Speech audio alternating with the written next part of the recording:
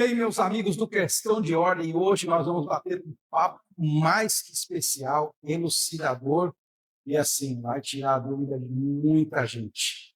Ele é o atual secretário de Educação da cidade de Barueri, foi vereador por 5 mandatos na cidade de Osasco, é filho do saudoso prefeito de Osasco, Guaçu Terry, esposo da Viviane Penco, uma figuraça, uma pessoa maravilhosa, pai da Gabriela e da Ana Clara. E olha só, ele já foi secretário de Promoção Social em Osasco, secretário de Educação, por 9 anos foi vice-presidente da Fundação Casa. Ele é formado em Direito e mestre em Direito, né? Foi professor universitário, olha o currículo dele. Cláudio Piteri, que prazer, satisfação estar aqui com você. Pela primeira vez após você assumir a Secretaria de Educação de Barueri. Muito obrigado por nos receber aqui. Eu que agradeço a oportunidade, conversar um pouquinho aí com o pessoal que nos acompanha, falar um pouco do nosso trabalho, né, das nossas experiências, das nossas vivências e dos nossos projetos. E experiência quase que não tem, depois desse currículo aí que eu falei, faltou alguma coisa? Eu falar, se faltou, me corrija aqui.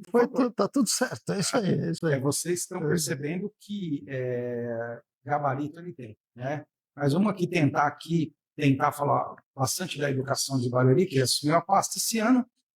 Cláudio, me fala uma coisa, se você tivesse que explicar a sua missão aqui na Secretaria de Educação de Barueri, em uma frase só para quem está nos assistindo agora, qual seria? Maior desafio da minha vida.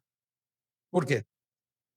Porque, você já disse aí, Júlio, eu era secretário da Educação em Osasco, né, tive uma participação grande lá, 4 anos como secretário da Educação, vim para Barueri, é curioso que a legislação é a mesma, os recursos são os mesmos, a forma com que os recursos chegam à cidade são os mesmos, mas as pessoas são diferentes, né?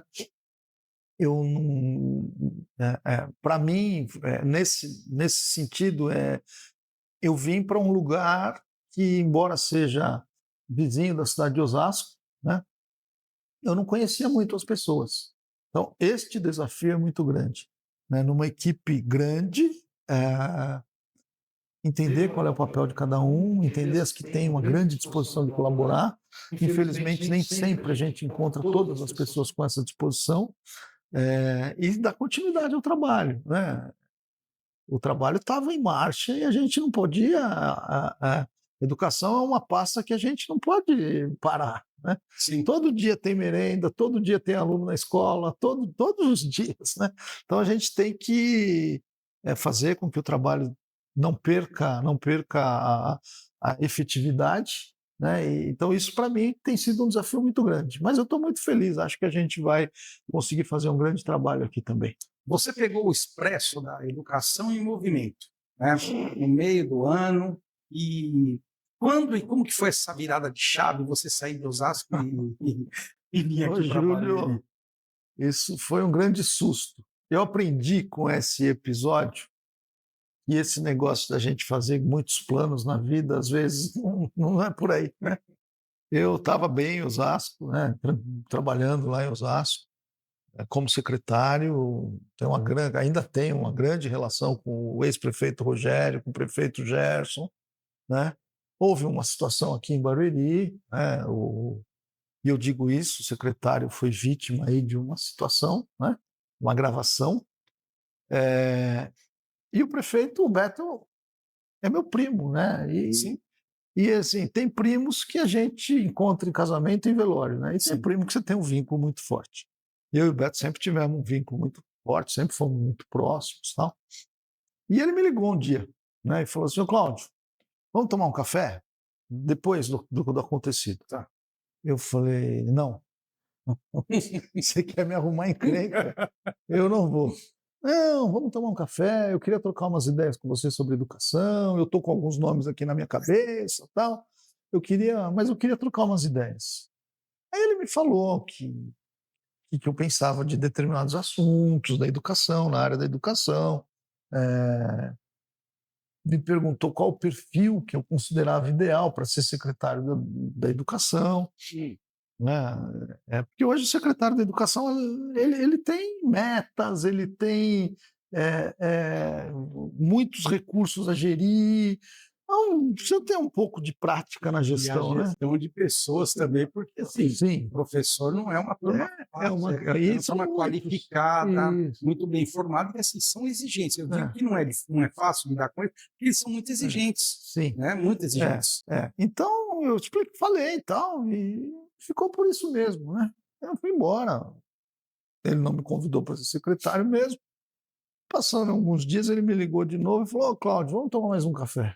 Aí você já desconfiou. Falei, tá bom. Aí, nesse dia, ele conversou comigo, me convidou, me disse, né, da importância que ele atribui para a Secretaria da Educação, Sim. né, no governo dele, e eu entendi que ele precisava realmente de alguém que colaborasse, e aí acabei. É assim também, Júlio, eu pensei que muito nisso, que seria um novo desafio para mim, Tá. novos Sim, sim. desafios, né? E eu acabei aceitando o convite, né? Então, eu digo para você assim, se alguém lá em mês de maio falasse assim, ó, daqui a um mês você vai ser secretário de Educação de Barueri, eu ia falar, imagina, Tá não de tem, piada. né? Isso, Tá com piada. né?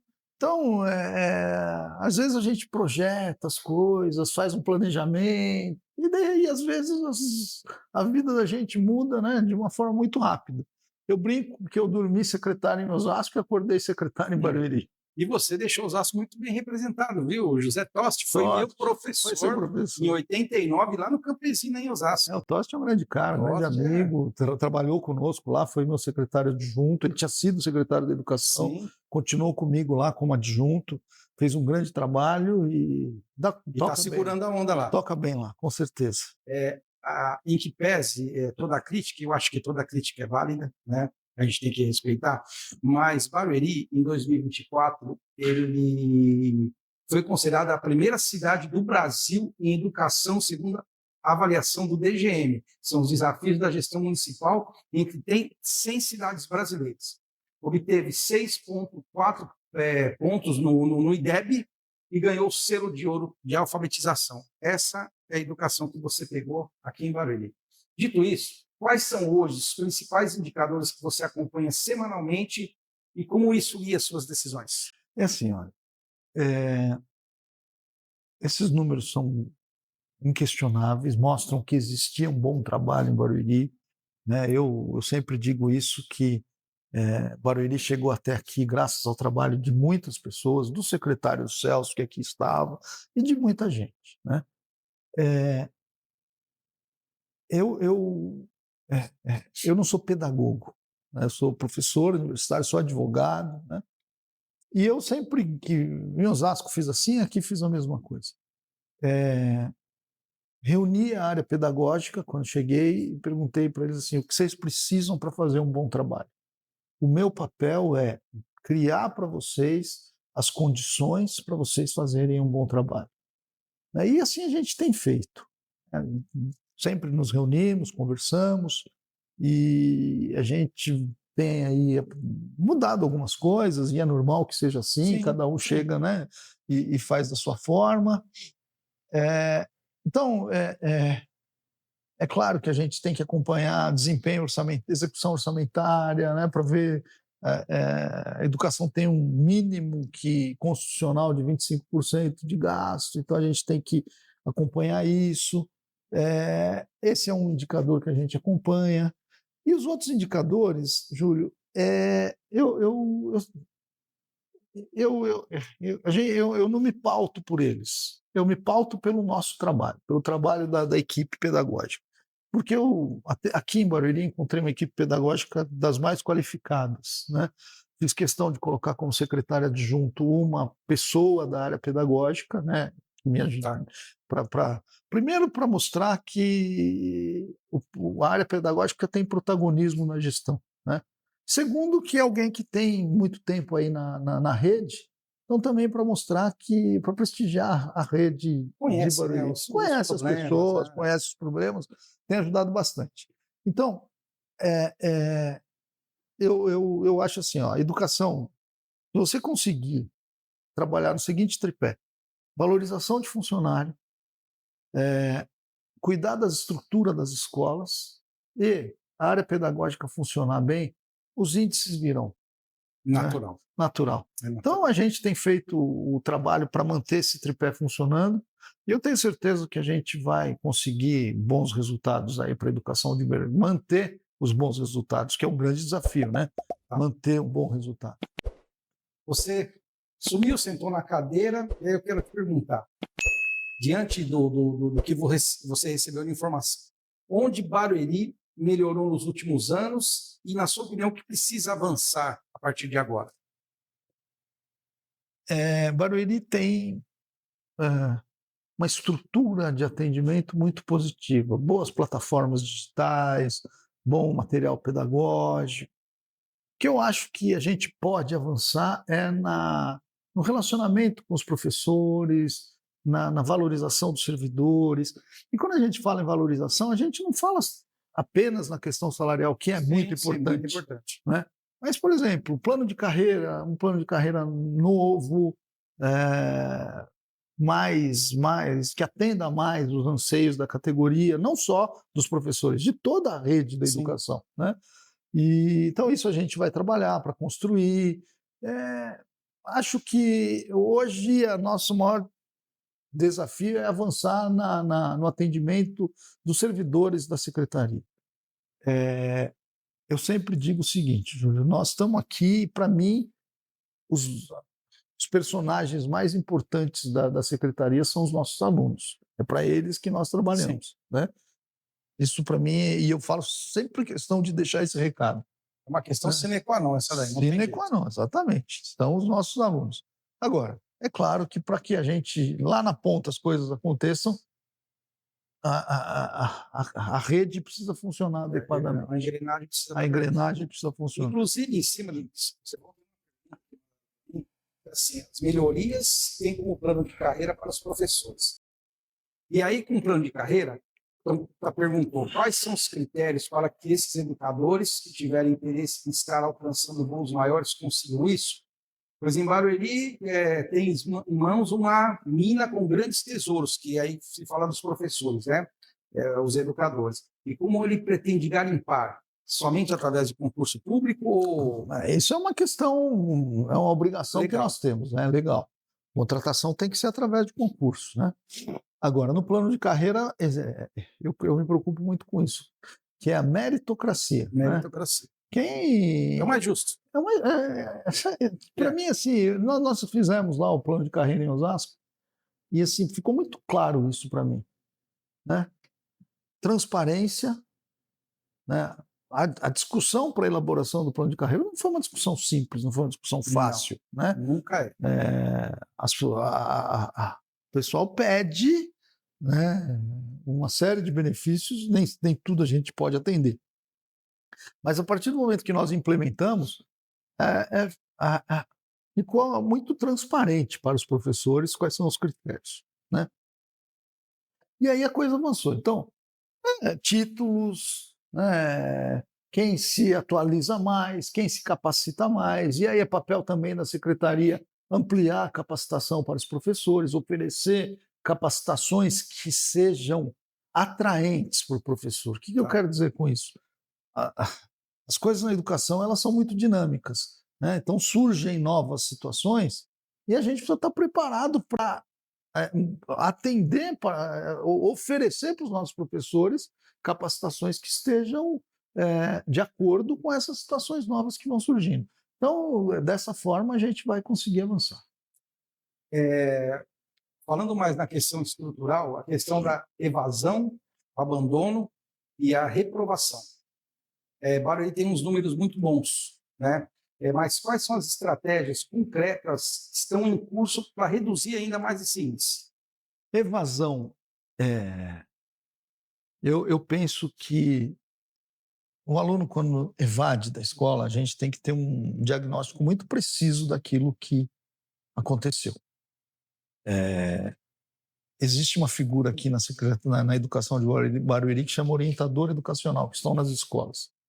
E nós estamos começando a trabalhar isso. Eu estou aqui há 4 meses, né, então muita coisa ainda nós não conseguimos implementar, mas eu acho que o papel do orientador educacional é fazer esse diagnóstico, né? Entender com a família por que a criança invadiu, porque aquela questão, e aí a gente falou aqui da transição da FEBEM para a Fundação Caso, né? O segredo qual foi? Acabar com o sistema de atendimento repressivo e ir para um sistema de atendimento educativo, efetivamente. Então, aquela questão de chegar para a mãe e falar assim: olha, se a senhora não mandar seu filho para a escola, o conselho tutelar pode até tirar a guarda da sua criança. Né? A mãe, ela muitas vezes coloca a criança na escola coagida, né? E aí ele volta uma semana, 15 dias, e só que a causa, tem que ver se essa família está empregada, se não tem emprego, se ela pode ser incluída num programa Tem toda de uma questão social, assistência. né? Tem que tratar a causa, tem que tratar a causa. Então isso a gente pretende fazer, né? Porque que aí você consegue consolidar a permanência da escola, da criança na escola. Senão a gente tem muita dificuldade. Com relação ao abandono e à reprovação. Esses são índices normais. O abandono é a mesma coisa da evasão, né?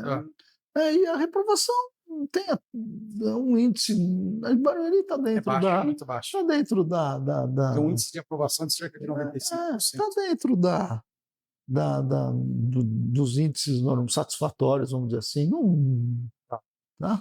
Educação infantil e ensino fundamental, como está a cobertura de creches, que é de 0 a 3 anos, e a qualidade na pré-escola? A fila de espera, qual a estratégia para tentar zerar ou reduzir? Nós temos hoje apenas uma fila de espera nas maternais, de mais ou menos 300 crianças. É pouco. É pouco. Em Osasco, quando nós chegamos, eram 7.000 crianças na fila. Nós zeramos a fila. O que tem 2 caminhos. Organizações sociais, parcerias com as organizações sociais, ou construção de novas unidades. Então a gente está estudando um pouco essa demanda, porque o que acontece? Você tem 300 crianças espalhadas pela cidade, né? Então, dentro dessa demanda, a gente às vezes constrói mais uma sala de berçário em uma unidade.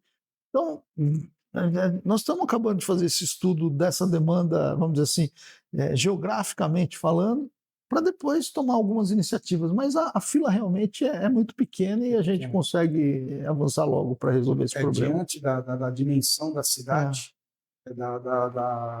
do crescimento demográfico da cidade. E também tem uma coisa, né, Júlio? A fila ela vai crescendo de acordo com o passar do ano, né? Então nós estamos em novembro praticamente, outubro, novembro. Então, em janeiro,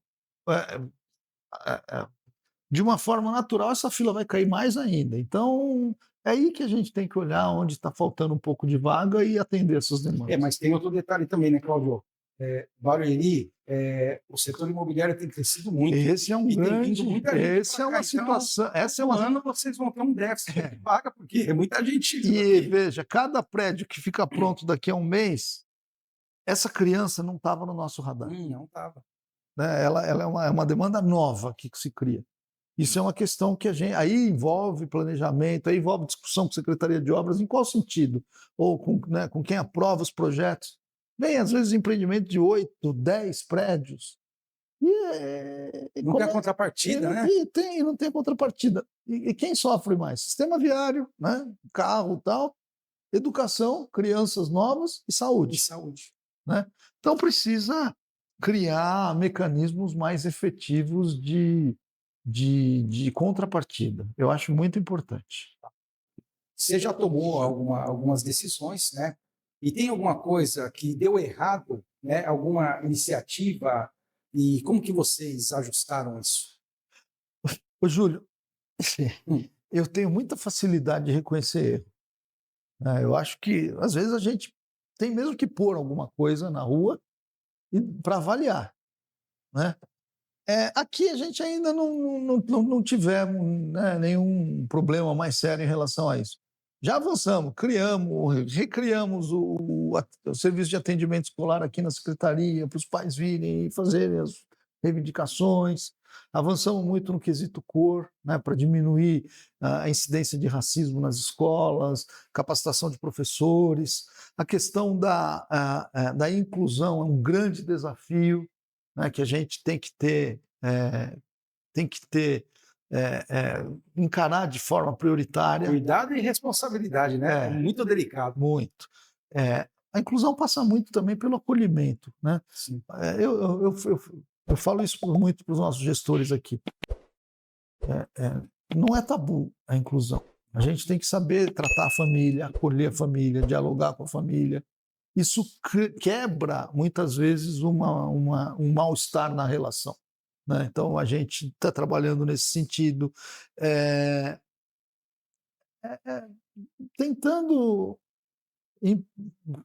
colocar essas situações novas para ver se a gente avança mais aí na educação. Com relação à inclusão, você acha que falta um pouco mais de formação aos professores? Porque, olha só, é muito complicado pais, por exemplo, de uma criança com TEA, nível 2 para 3, é uma situação complicada para os pais, né, deles lidarem com isso, e às vezes eles não estão preparados, ou então no decorrer da trajetória eles se despreparam totalmente psicologicamente, porque não é fácil. Você acha que falta um pouco mais de formação para que os professores possam entender isso que você acabou de falar? Porque é uma questão social, psicológica, que você tem que agregar no seu dia a dia. Você acha que falta um pouco essa... O aluno de pedagogia, ele não recebe essas informações que você falou agora, né? Tem muitos professores indo para pós-graduações nessa área, na área da inclusão, né? Só que não atendem à nossa demanda. Então a gente precisa estimular um pouco que os professores avancem, né, nesse tipo de formação, para que a gente possa ter mais profissionais realmente qualificados para atender. E próprio bem dos professores, né, Cláudio? Porque o professor também acaba sofrendo as consequências de toda essa situação. Não é fácil, Não é né? fácil. A gente sabe que dentro da sala de aula surgem situações que muitas vezes o professor não está realmente preparado para atender. Assim como o médico, os profissionais da saúde, eu tenho, na minha opinião, eu considero que o professor também não é uma profissão, é um dom. É um dom, é um comissionamento divino. Porque a função de ensinar, de ser um mestre dentro de uma sala de aula, não é para qualquer um. Quando a pessoa leva isso como profissão, eu acredito que ela se dá mal. Ela se frustra e ela frustra quem está ali para aprender também. Como tem sido a sua relação com a classe dos professores aqui em Barueri? Trabalhar com educação precisa ter realmente precisa ter vocação, né? E eu tenho o maior respeito por isso, pelos professores e por todos da rede. Agora, essa semana, nós iniciamos um entendimento para... nós temos na rede aqui mais de 4.000 professores. É difícil fazer uma reunião com todos, né? Então, o que nós fizemos? Vamos, a partir ainda mês de novembro, fazer uma primeira reunião com um representante por escola, para ouvir. Eu fazia isso lá na cidade de Osasco, e muitas vezes eles apresentavam soluções para problemas que a gente não estava vendo, mas que eles lá na ponta, no dia a dia, tal, eles vivenciando o problema, eles apresentavam soluções para a gente. Então nós vamos fazer logo essa reunião e começar a treinar um pouco mais a relação com os professores. Isso é muito importante. Quais metas você topa registrar aqui, tá, em público, para o próximo ano? Por exemplo, zerar a fila de creche, eu acho que a gente consegue até o final do próximo ano, iniciar as tratativas de um novo plano de carreira para a rede, não terminar o plano de carreira, né? Sim, iniciar as tratativas. Até porque se você vai começar a ouvir o pessoal agora em novembro, eles vão trazer também alternativas, ideias. Claro, e Júlio, isso tem que... E eu tenho dito isso com muita transparência para os servidores. Isso envolve secretaria de administração, Isso envolve Secretaria de Finanças, né? Porque Sim. tem impactos orçamentários, né? Então, é uma discussão longa, mas isso nós vamos iniciar. Vamos iniciar a manutenção de muitas escolas no ano que vem, né? Já temos aí separando algum recurso para isso. Manter o uniforme em boa, né? De boa qualidade, kit de material escolar. A gente vai avançando aí, colocando ponto. Tem algumas escolas que nós vamos dar o início do processo de reconstrução mesmo, né? Por exemplo, o Barleta é uma delas, que nós vamos iniciar logo. Foi a primeira escola que eu visitei quando vim para cá e realmente a escola está precisando, né, de uma intervenção um pouco maior. E é isso, vamos ponto a ponto, mas nós vamos avançar bastante, com certeza. Você falou de reforma e tem uma pergunta aqui também. Essa promoção de professoras, tá, da rede. Ótimo. Na época de chuva, enfrentamos uma série de transtornos com tetos de escolas que molham e provocam alagamentos. Tanto fundamental quanto a educação infantil, ou até alagamentos. Ouvi dizer que o secretário prepara uma força-tarefa para sanar as situações e qual a iniciativa e quando começa? Já começou. A chuva vem aí mais a partir do mês de novembro, né? Nós temos aqui um contrato de manutenção de calhas e rufos. Eu chamei a empresa um mês atrás, mais ou menos, pedi para que a gente fizesse um mutirão mesmo para limpeza de rufos. É que nem na casa da gente, né?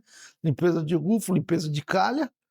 Eu falo isso muito, Júlio. Outro dia, um dia desse aí que choveu forte, eu estava em casa e em cima da minha casa tem a garagem, né? E caiu muito, perto da minha casa tem muita árvore, caiu muita folha e tal. Aí uma chuva forte, eu vi que em cima da garagem, na cobertura da garagem, a água começou a subir. Eu saí de guarda-chuva ali, fui em cima da garagem, tinha um montinho de folha assim, eu tirei com a mão e a água. Então, é que nem na casa da gente, né? Às vezes está chovendo, você vai lá na escola, é uma limpeza de calha que em 2 minutos você. Então, nós estamos fazendo um mutirão, estamos indo a todas as escolas para a gente minimizar o problema, né? E aí, depois da chuva, e eu também. Adianta falar, vai começar o tempo da chuva, nós vamos resolver o problema. Não vai, né? Porque aí você vai tirar o telhado no meio da chuva, aí chove, tem que esperar. Mas aí a gente vai observar e depois da chuva a gente entra com uma intervenção mais efetiva nos lugares. Merenda, transporte escolar e a manutenção, que você já acabou de falar. Quais foram os maiores gargalos e qual o seu planejamento para poder resolver os problemas? A gente tem bastante alunos sendo transportado, né? Acho um grande número de alunos aqui em Barueri. Merenda, embora não seja de responsabilidade da educação, é a Secretaria de Suprimentos, né? A gente sempre acompanha, dialoga com o pessoal de suprimentos. Eu acho muito salutar uma iniciativa de entregar o cardápio mensal de merenda para os pais, né? Para os pais saberem qual a alimentação que o filho está recebendo e fiscalizarem, né? É importante o pai ir lá e falar, pô, hoje vocês falaram que é um serviço, deixa eu ver se serviu mesmo. É importante para a gente. Então, nós vamos avançar com a questão do cardápio também. Tem, por exemplo, o aplicativo do aluno que a gente precisa, né? Várias escolas hoje, a gente não tem mais aquela agenda de papel, a gente controla tudo pelo aplicativo. Né? Então, a gente tem que trabalhar para o aplicativo do aluno, o aplicativo do professor, né, também, onde o professor, diário de classe, tudo aquilo pertinente à carreira dele, legislação e tal, a gente pode colocar. Então, também temos que avançar nisso. Tem bastante ainda, muita coisa para a gente implementar. Legal. Barueri foi a primeira cidade do Brasil a adotar o sistema plataforma Google for Education, né, através do uso de Chromebooks. O município oferece projetos inovadores como Sala Witch, que é tecnologia de realidade virtual, Sala Maker, que é ensino de robótica, programa aluno tutor em tecnologia Google para capacitar alunos e professores no uso de ferramentas digitais implantado em 2025. Isso é que Barueri tem. Aí eu te pergunto, tempo integral, Barueri tem plano de expansão? Em quais fases, com quais prioridades? Tempo integral significa, quando você tem uma escola de tempo integral, se você está atendendo de manhã e à tarde, você passa a atender só de manhã, um período só, você deixa de atender metade praticamente Você da tem sua que demanda. Né? dobrar. Então, é sempre importante fazer essa ressalva, Sim. porque a gente não tem instalação, muitas vezes, para atender. Né? Claro que o tempo integral é importante, o tempo integral ele traz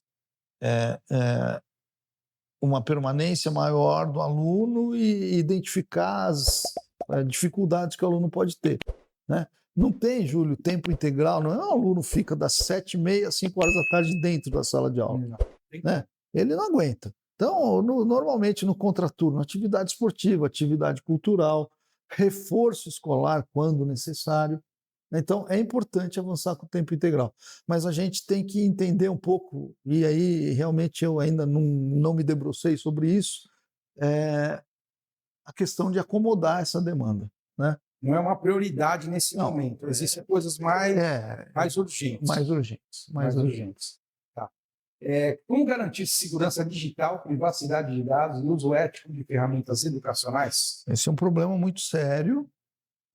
A gente tem aqui algumas ferramentas nesse sentido, né?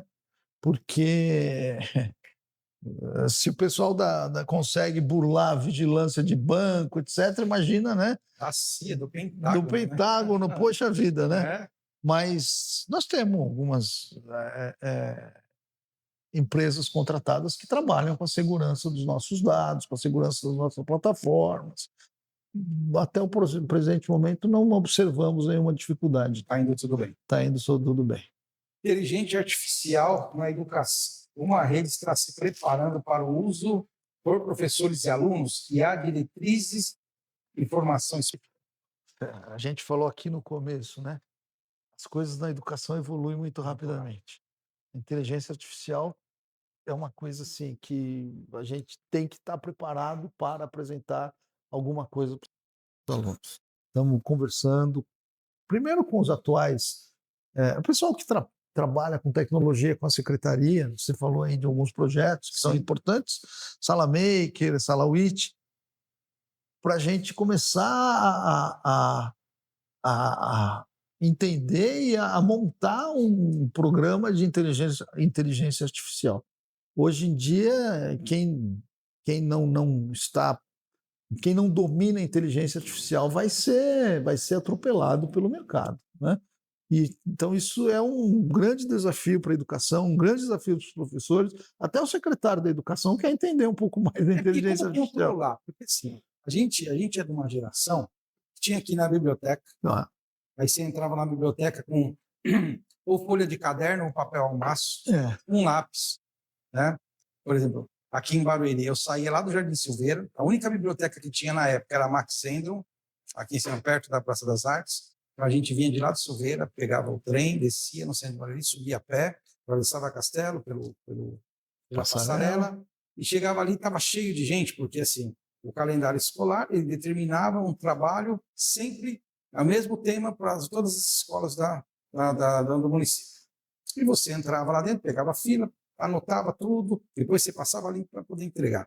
Hoje, a molecada digita no computador, era o Google, agora tem a IA, que é o chat GPT. Hoje não digita mais, hoje fala já, né? Então, já fala, e já sai tudo. Como controlar isso, Claudio? Então, é isso que a gente não pode ser atropelado por isso, né? A gente tem que estar preparado e a gente tem que oferecer essas ferramentas para os nossos alunos o quanto antes. E tem alguns programas, alguns projetos que a gente já conversou, estamos analisando também alguma coisa que seja compatível com, né, a necessidade dos nossos alunos para logo implantar nas nossas escolas. Porque não há controle sobre isso, né? Não tem como, né? Não, difícil. Não tem como, difícil. Difícil. E você tem aqui, identificou alguma escola farol, algum destaque que ela acabou virando modelo no município? E se tem, o que ela faz diferente no dia a dia? Não tem, e é importante que não tenha. E eu te explico por quê. Porque o ensino tem que ser o mesmo em todas as escolas. Não importa se é nesse bairro, naquele bairro, se é do perfil da população, não. Né? Eu digo para você o seguinte, Júlio, nas escolas de Barueri,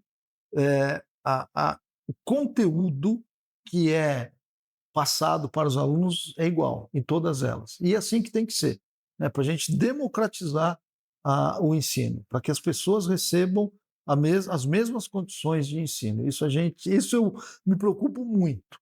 Eu me preocupo muito. É claro que tem alguns alunos que se destacam, você inclui em alguns programas, né, manda para as Olimpíadas de Matemática, manda para isso, claro, mas via de regra, a regra nossa é oferecer o mesmo programa. Isso o prefeito Beto Piteri me cobra muito, né? Oferecer as mesmas condições, não importa se é a escola que fica na Aldeia da Serra ou se é a escola que fica em determinado bairro aqui de Barueri. E a gente está perseguindo isso. É um assunto delicado e polêmico também. Uma cobrança que eu já fiz muito no passado, que a gente ouve muito. Você acha que é possível igualar a qualidade do ensino normal em Barueri com a FIEB? É possível, é possível. É porque, assim, olha, a FIEB tem 2 ou 3 escolas que oferecem o ensino fundamental, que é o que a secretaria oferece. Sim. A maioria das escolas da FIEB são de ensino médio, que não tem, Sim, nós não ITB e atuamos, tal, né? sim. Então, já está muito próximo, já está muito É. parecido, né? Mas a gente precisa acompanhar mais de perto. Bom, vamos falar um pouquinho de pessoas que é delicado, são os professores, a formação, carreira, falar um pouquinho, mas vamos aprofundar um pouquinho mais. E o foco dessa conversa, eu quero puxar mais para a valorização, que a gente falou um pouquinho também, formação continuada, atividade da carreira e a gestão de pessoas. Qual a visão de carreira docente que você defende? Progressão, mérito, formação, tempo de planejamento. Você já deu aqui um spoiler dizendo que é a meritocracia. Mas, junto à meritocracia, tem algumas outras coisas também que envolvem e favorecem também uma avaliação para um plano de carreira e o crescimento. Veja, muitos profissionais de Barueri têm vínculo com outras cidades, né? Muitos saem daqui num período, vão dar aula em Carapicuíba, vão dar aula em São Paulo, vão dar aula em Osasco, né? Então eles sabem o que existe nos outros municípios e o que existe em Barueri, né? E vice-versa. Então, e conversam e falam. Sim. Então a gente capacitação permanente de professor, nisso a gente precisa avançar aqui em Barueri. Precisamos avançar. Plano de carreira, como nós já falamos, porque se você fizer essas duas ações, você consegue valorizar os que têm mais conhecimento, os que têm mais são melhores avaliados, melhorar a avaliação de competência, isso também é muito importante, né? Muitas vezes, talvez, procurar uma consultoria externa para fazer essas avaliações de competência, porque tira a pessoalidade, a relação pessoal na avaliação, né? Passa a ser mais objetiva a avaliação. Então, o caminho é esse, construir essas situações para melhorar. E é o mais justo, né? E é o mais justo. Mais justo. Não tem com o que a pessoa reclamar depois. Educação é o seguinte, o pessoal conversa muito, né? Todo mundo se conversa. Quando eles percebem que tem seriedade, né, que tem respeito às regras do jogo, vamos dizer assim, eles passam a acreditar, passam a valorizar o trabalho também. E eu tenho ouvido muitos elogios ao seu respeito com relação a isso. Com a forma como você lida com os problemas, como você gerencia os conflitos com pessoas, conflitos comuns, né, de qualquer pessoa, né? Isso não quer dizer que tem conflito, não, conflito natural entre as pessoas. E num grupo de 5.000 funcionários, se não tiver conflito, né? Não. É um grupo extremamente heterogêneo. Né? E essa heterogeneidade ela se reflete no comportamento, nas discussões, enfim, nessas situações. Mas todas. O pessoal tem te elogiado nesse sentido, bastante. Parabéns. Hora atividade, formação continuada, como vocês estruturam a rede? Não, hora atividade Barueri tem uma hora aula na região ainda, é a melhor, mas, né? E formação continuada, eu penso assim, Júlio, precisa. Quando eu disse que vou conversar com os professores, eu quero estabelecer por exemplo, qual é a formação continuada que vocês querem receber? Né? Porque muitas vezes o professor quer fazer a formação continuada no horário em que ele estaria dentro da sala de aula. Só que aí a gente não consegue, né? Porque aí eu tiro o professor da sala de aula e eu não tenho como substituir Sim. esse professor. Sim. Né? Então, preciso encontrar aí um ponto de equilíbrio nisso. E para estimular o professor a fazer qualquer atividade fora do horário de aula, tem que ser atraente. Tem que ser. E eles têm que passar para a gente qual é o tema. 80% vai falar de inclusão, a gente sabe disso, né? Porque é um desafio. Então, ótimo, vamos melhorar a formação continuada e melhorar nessa área de inclusão. Nessa semana fizemos aqui, para o pessoal da inclusão, né, para os professores do AE, fizemos aqui, hoje ainda é o último dia, 4 formações à noite. Ontem, por exemplo, estavam 260 pessoas assistindo, porque era boa, era atraente. Né? Passa por isso. Eu acho assim, por exemplo, a Secretaria da Educação tem aqui um estúdio, né?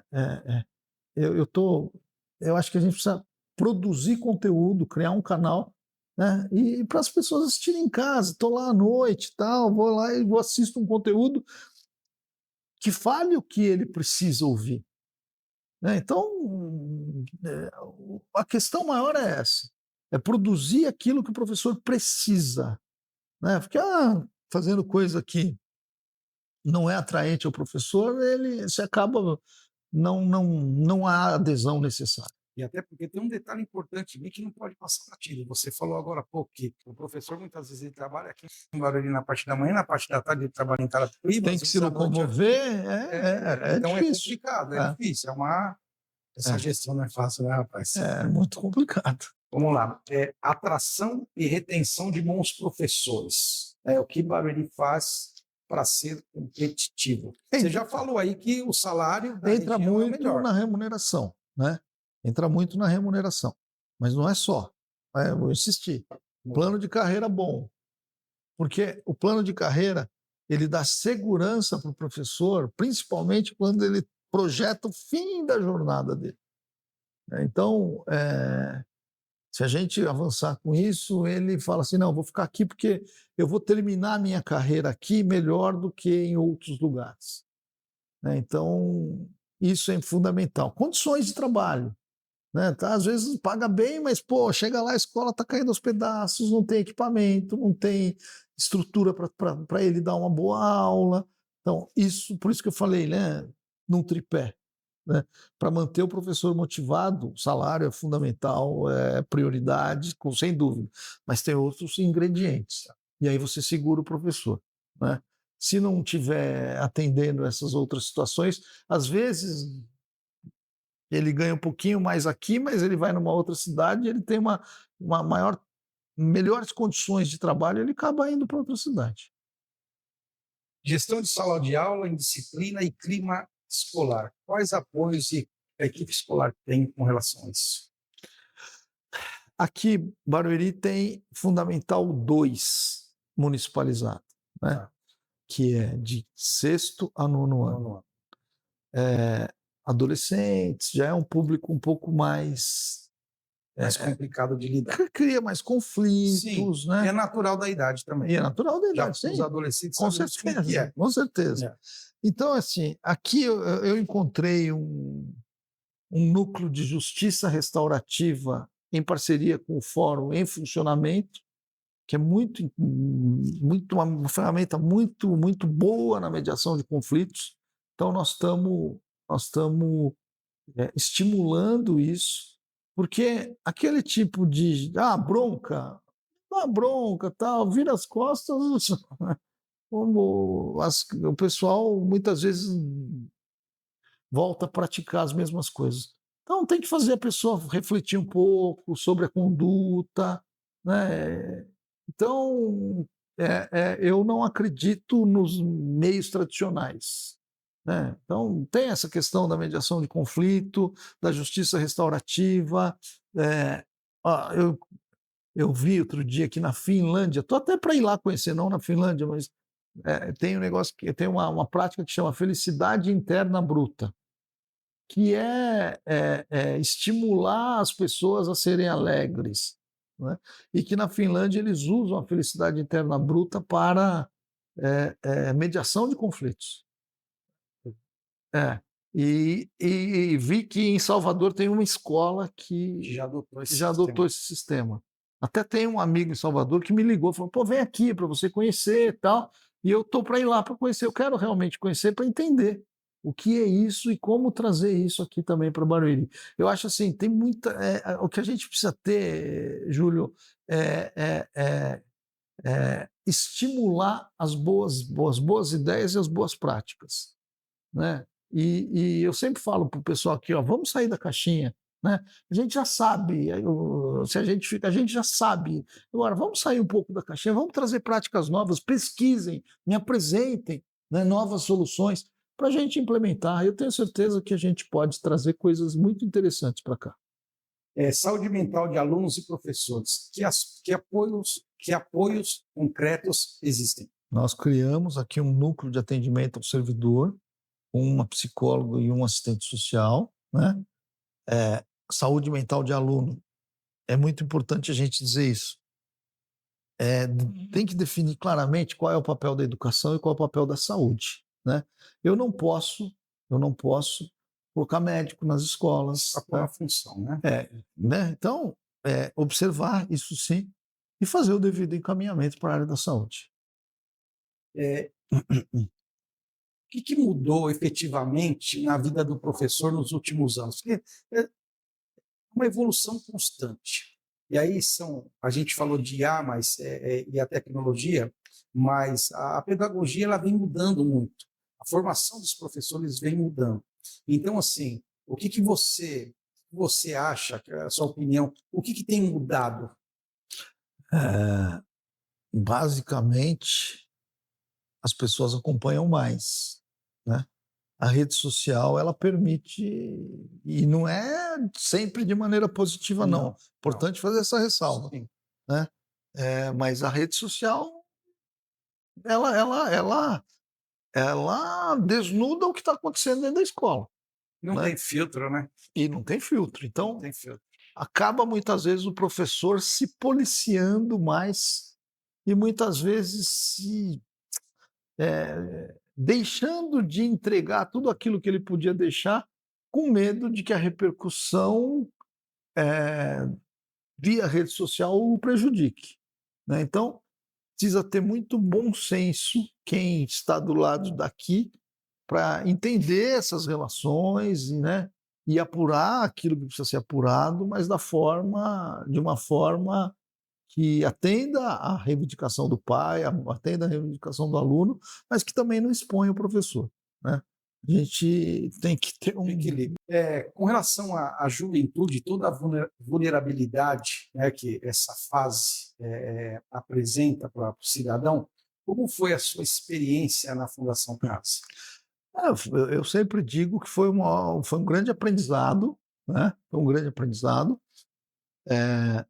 Mas na Fundação Casa eu percebi, e isso me faz me dedicar muito na questão na Secretaria da Educação, eu percebi claramente, Júlio, que, sei lá, 80% dos adolescentes que passavam por lá passavam porque em algum momento alguma política pública falhou com ele, né? Então, nós precisamos nos esforçar para implementar bem as políticas públicas. E eu sempre citava isso e falo isso também aqui.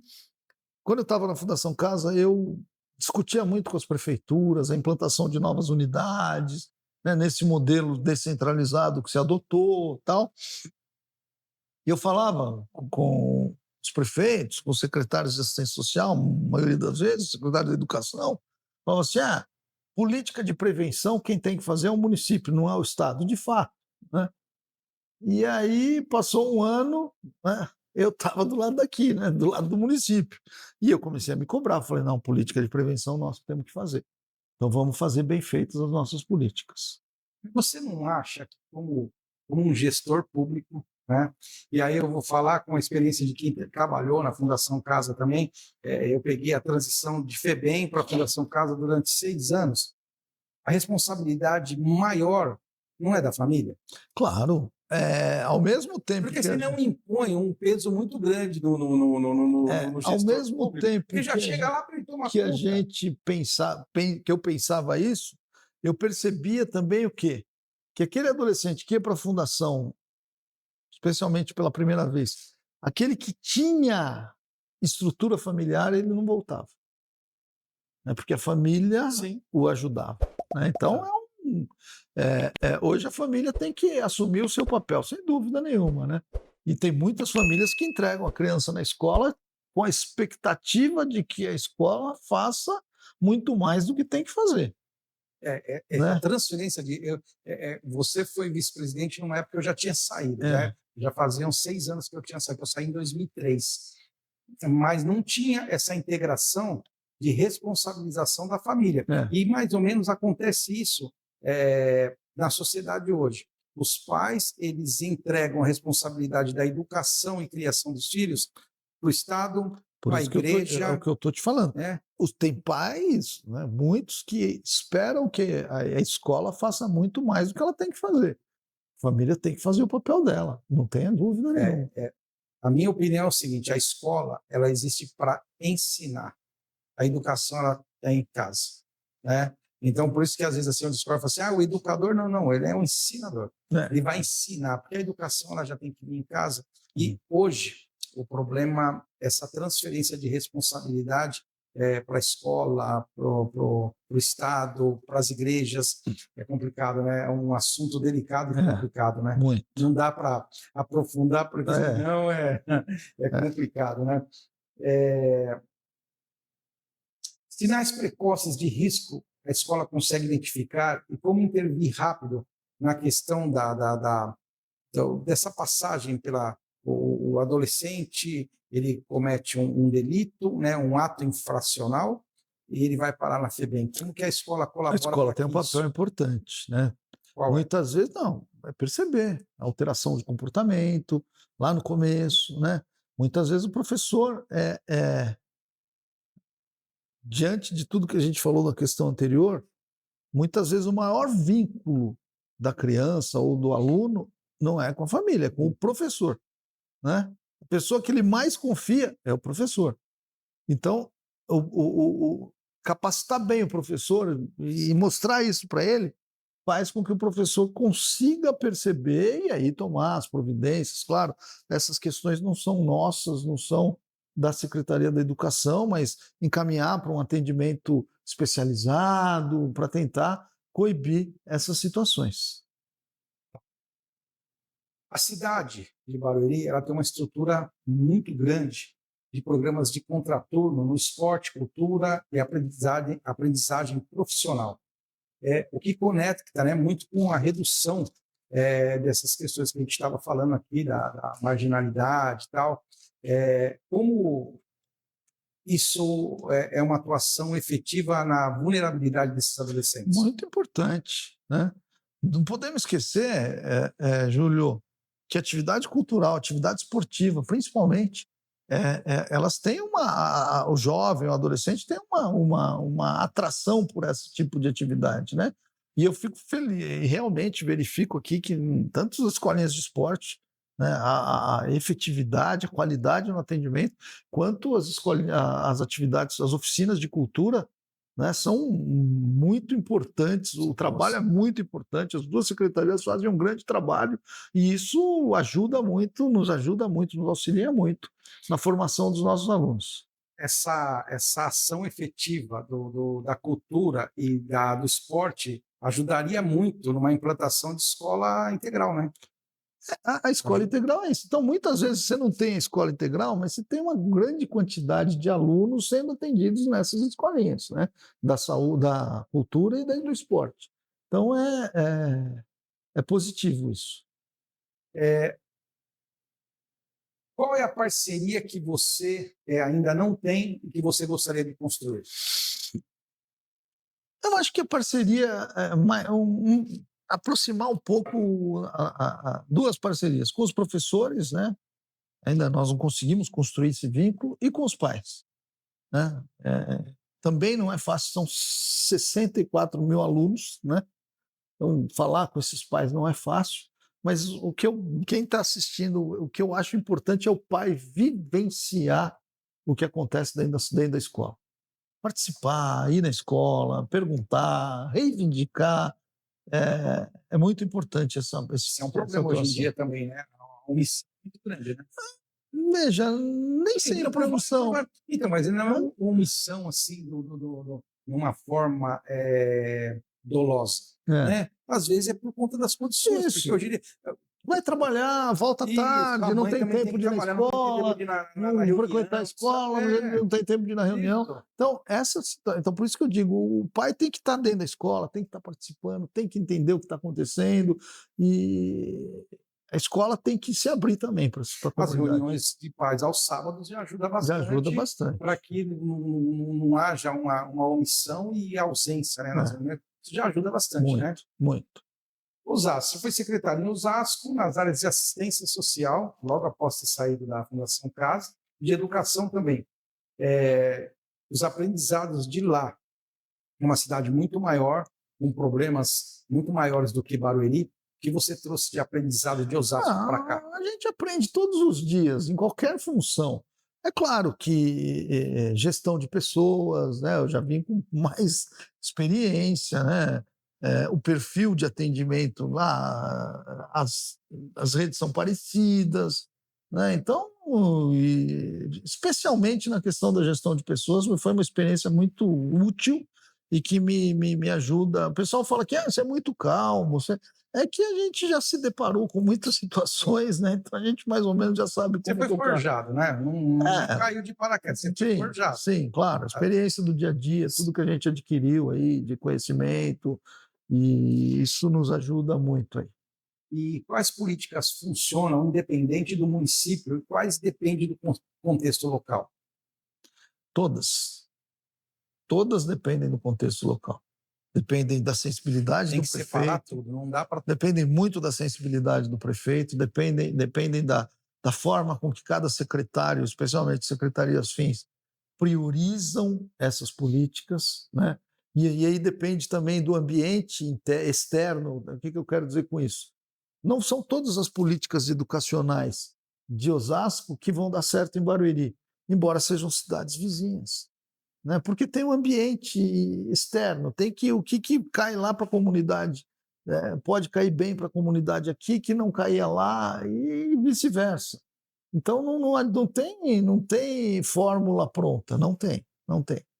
Tem que levar, o maior ingrediente que você tem que levar em consideração é o ambiente externo. Saber o que está acontecendo lá na rua, para você poder, a partir daí, direcionar o seu atendimento.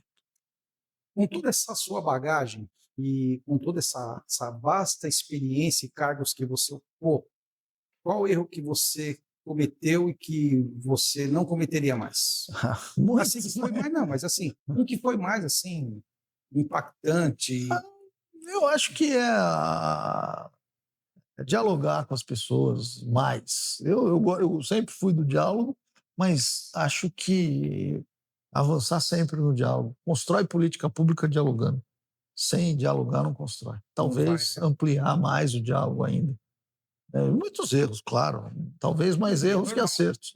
Mas talvez a maior lição é essa: construir política pública com diálogo. E uma política que parece simples, mas que é difícil executar. O pessoal olha e fala assim, pô, esse cara não faz isso? Porque parece assim, parece que é tão simples, né? A pessoa então, olha... eu vou te dar um exemplo. Ó. Uniforme escolar. Parece simples, né? Tal dia, eu já sei que no dia 10 de fevereiro do ano que vem vão começar as aulas, exemplo. Então, por que o uniforme às vezes atrasa? Mas aí a matéria-prima que vinha da China passou no meio do caminho, o navio demorou porque não choveu ou porque choveu muito. Então, é isso. O problema é que muitas das políticas públicas não dependem só do nosso planejamento. Não estão 100% sobre a nossa governabilidade. E aí você acaba tendo algumas dificuldades. Então, as pessoas, às vezes, elas falam, não fez porque porque elas não perceberam que, pô, tem coisas ali que não dependem 100% deles. Esses dias eu entrevistei o secretário de Cultura, o Jean, e me alegrou muito um comentário dele quando a gente falou um pouco da burocracia do serviço público, na contratação de serviços e na compra de insumos. E ele falou assim: e que bom que seja assim, Claro, para que haja fiscalização. Fiquei claro. muito feliz de ouvir isso, porque é um senso de responsabilidade. Então, assim, quanto mais burocrático for para você contratar um serviço, para você adquirir materiais, isso é melhor para o bom andamento. O recurso não é nosso, o recurso é público, né? A grande diferença da gestão da área privada, da iniciativa privada, para a gestão pública é esse. Nós gerimos recursos públicos, né? E a lei diz o seguinte, que a gente só pode fazer o que está previsto em lei. O gestor público só pode fazer o que está previsto em lei. Isso traz amarras, mas isso traz critérios para gastar. Não pode fazer do jeito que quer, porque a lei muitas vezes não permite, e tem que ser assim mesmo. Que bom ouvir isso de você também, certo? Esse senso de responsabilidade é que muitas vezes falta no poder público e acaba prejudicando o bom andamento das coisas, né, Cláudio? Com certeza, com Muito certeza. bacana. E você também é filho do saudoso Guaçu Quitério, prefeito de Osasco por 2 mandatos, de 67 a 70, e depois de 67 a 70, e depois de 77 a 82. Que valores desse legado mais inspiram a sua atuação? Meu pai era um cara muito simples, assim, mas pô, extremamente culto, inteligente, e que, né, a primeira coisa que ele me falava assim, a malandragem na vida pública é andar direito. Anda direito que você não vai ter problema. Né? Isso eu sempre falo. Né? Legal essa frase, A hein? malandragem é andar direito, Cláudio. Ele falava isso, sempre me falou isso. E é isso mesmo. Se você anda direito, ninguém vai te cobrar, ninguém, né? É retilíneo, falar sempre as mesmas coisas. Não falar o que a pessoa, o seu interlocutor quer ouvir. Né? Porque a gente não falou aqui que para você fazer as coisas na gestão pública você tem amarras, então você não pode sempre responder o que ele quer ouvir. Né? Você tem que responder o que você pode fazer. E quando muitas vezes você não tá agradando, né, a pessoa, mas eu prefiro dessa forma. Né? Eu sempre digo o seguinte: quando eu saí de Osasco, eu fui muito. Assim, as pessoas me apoiaram muito, assim, tiveram muito carinho comigo. E eu falei assim: eu saí de Osasco com a sensação do dever cumprido, né? Feliz. Né? E espero, quando eu sair daqui, não sei quando, mas sair da mesma forma, com a sensação do dever cumprido. E para você ter a sensação do dever cumprido, você tem que andar direito, senão você não vai ter a sensação. E o legado que seu pai deixou em Osasco é sensacional, ele né? foi um grande líder, É né? indescritível, né? Indescritível. Respeitadíssimo. Eu sempre digo o seguinte, e eu fui vereador, né, e as pessoas falavam do meu pai quando, né, eu estava na rua, tal. Meu pai, ele tinha gente que gostava e tinha gente que não gostava, né? Nem Jesus agradou todo mundo, então mas todos falavam, aquele cara é um cara sério. Pronto, Então, para mim, isso era o mais importante. Mais importante. Né? E como conciliar essa tradição política e, por outro lado, a inovação nas políticas públicas? Tem que se manter atualizado. Você foi 5 vezes vereador.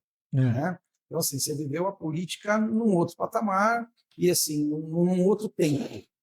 E como conciliar? Manter atualizado, tem que se manter atualizado, sempre. Isso é muito importante. E como você vê essa transição da política mudou totalmente.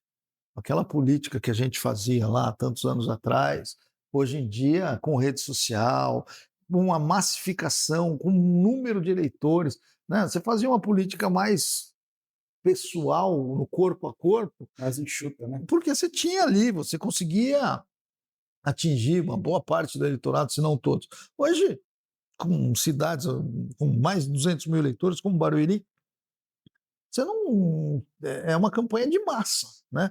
Não é mais uma campanha pequena, no corpo a corpo, um a um. Então, mudou muito. Né? E as redes sociais a gente entra mais fácil dentro da casa do eleitor, né? Os candidatos entram mais fácil com rede social, etc., WhatsApp, né? Às vezes você está aqui, o WhatsApp vem, quando você olha, você já abriu e você já está sendo, né? Antes não era assim, o eleitor recebia o que ele queria receber, né? Batia na sua porta e falava assim: olha, posso entrar, eu sou candidato? Ele falava, pode, ou falava, não Não pode. pode, né? O WhatsApp a gente não consegue falar, não consegue. quero entrar, né? Vai Então, invadir, né? mudou muito. É outro tipo de campanha, outra forma de fazer, e a gente precisa se modernizar. E nós falamos aqui dos valores que o seu Açu acabou deixando para você, né? E na sua trajetória política, e mais como gestor, não como vereador. Quais as decisões que você teve que tomar e só foi possível por conta desses seus valores? Há muitas decisões, né? Tem alguma assim, especial? Tem. Que chegou assim, assim, olha, ô secretário, olha isso aqui, vamos fazer esse negócio aqui, depois a gente conversa. Todo dia, né? Todo dia a gente tem que tomar decisões que impactam na vida das pessoas. Então, todas as decisões são importantes, e aí é uma questão de padrão de comportamento, vamos dizer assim. Né? Você tem as suas convicções, eu tenho as minhas convicções. Sim. Né? E obedecer às suas convicções.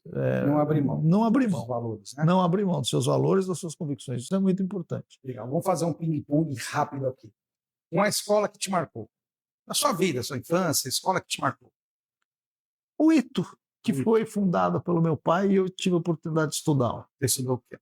Eu estudei na época, não fui curso técnico, não. Foi o curso normal, vamos dizer assim. Um livro essencial para educadores. Livro essencial, né? O Pequeno Príncipe. Uma prática que devia acabar ontem. Mentira. Uma política pública que deveria escalar. Educação. Uma tecnologia que vai mudar a sala de aula. Inteligência artificial. Um conselho para professores iniciantes. Deem aula como se fosse o último dia. Uma meta para os próximos 12 meses. Continuar feliz, ser feliz. Bom, isso comigo, com a minha família. Tá certo. Fato ou mito? Tecnologia melhora a aprendizagem por si só. Não é um fato 100%. Não dá para desprezar a experiência do professor. Tempo integral é caro demais e pouco eficiente. Não é caro demais e não é pouco eficiente. É mito, então. É mito. Avaliação formativa dá mais trabalho do que resultado. Não, mito. Família engajada é a variável mais determinante. Fato. IA vai substituir o professor. Mito. Nunca, né? Não. Para a gente encerrar, se você pudesse fazer um compromisso público agora, qual seria? Trabalhar com muita responsabilidade pela educação de Barueri. Uma mensagem direta para os alunos. Aí você pode olhar para aquela câmera e acreditar no trabalho que está sendo feito na cidade de Barueri pelo prefeito Beto Piteri, pela Secretaria da Educação, por todo o grupo de trabalho da Secretaria, porque ninguém faz nada sozinho, a gente precisa muito dos gestores, da equipe pedagógica, da equipe operacional, é uma somatória de esforços, mas a gente faz todos esses esforços pensando fundamentalmente nos alunos.